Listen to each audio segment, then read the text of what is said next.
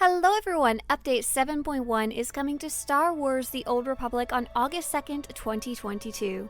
This update mainly includes the new Manon daily area, the new R4 anomaly operation, but it also includes a surprise of the Nar Shaddaa nightlife event also starting on the same date of August 2nd and running all the way till September 13th.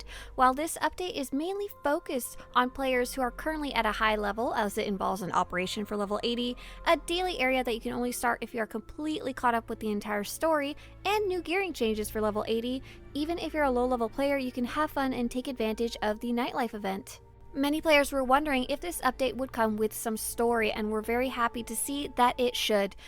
In addition to the story that's related specifically to Manon and the new Manon daily area, there will also be a section of the storyline dedicated to speaking with Darth Malgus, and we'll also be heading back to the planet of Elam with Task Force Nova or the Hand of the Empire to investigate what Malgus was trying to find or do on Elam and try and figure out what his plan was. So the new Manon daily area itself, as I mentioned, to start it you will need to be completely 100% caught up with the story, so that includes the Manon planetary story as well as finishing the Elam flashpoint. You cannot start it early. Once you do get there though, it is much like other daily planets where you have a reputation track and rewards that you can earn over time. Many of the rewards are underwater or sea themed, and there is some really cool decorations as well as an adorable turtle pet. The new story arcs, as well as the new daily quests that we're introducing, are all going to take place against a backdrop of a Selkath isolationist revolt. And as you're completing all these quests, you'll be taken to some new and unique areas on Manon. Like you saw on some of the previous slides, there is an underwater exploration dome that's for visitors to Manon. And like we've got here on this slide, a recently excavated ancient Selkath city. Keep your eyes open, as there may also be some secret achievements tied to this area. If you're like me and you love operations, the new R4 anomaly operation will be dropping in both story mode and veteran mode. It will only be available in 8-person, not 16. I have gotten a chance to try the story mode out on the test server and it was a lot of fun, so I really hope you guys enjoy running into this one. It does seem to be slightly higher on the mechanics difficulty scale, so you may want to go in with a more organized team rather than a bunch of random people. If you happen to be trying to tackle the veteran mode, the more difficult mode, each boss does drop a decoration, and Lord Canoth, the third boss, has a chance of dropping a very rare and very interesting mount that looks like a pair of rotted wings. Update 7.1 will also be bringing a ton of changes when it comes to gearing up at level 80. So for a quick summary, if you're currently gearing up through Conquest, Flashpoints, or Story or Veteran Mode operations, you can now keep upgrading your gear all the way up to 330. If you're currently gearing up through PvP, you can now upgrade your Purple Thirstian gear up to 328 from 326. If you're already at Purple 330 gear, the max current gear in the game at 7.0, you'll be kind of ignoring those changes and you'll be looking into the new gear that drops from the new operation.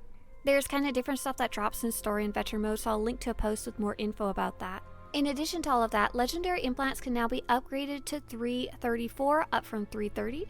And I don't know a lot about it, but apparently 7.1 will include mods available at item rating 320 and 330 via Quest Giver. We'll have to take a better look at that once it does go live. As I mentioned earlier, the much anticipated Nar Shaddaa nightlife event will be coming back to the game starting on August 2nd and running until September 13th, so you'll have give or take about a month to play it. We do know there are going to be some new rewards. We know for sure that there's a new weapon set. There may or may not be some other rewards as well. We'll have to keep our eyes open, but we also know there's going to be some changes to the way drops or the slot machines work.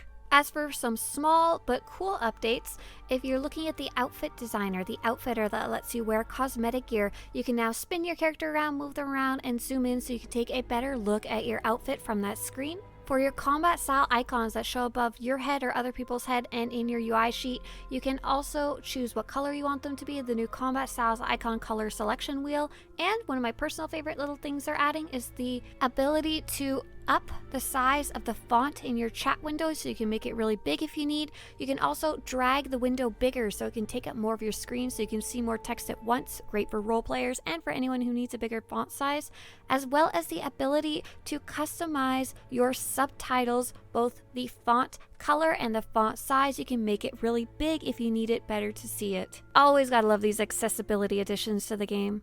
For those of you wondering, yes, there will be new Cartel Market items coming in Update 7.1, including the Anakin-style robes. Many of you are waiting for Galactic Seasons 3. This should be coming somewhere down the line, but it won't be with 7.1.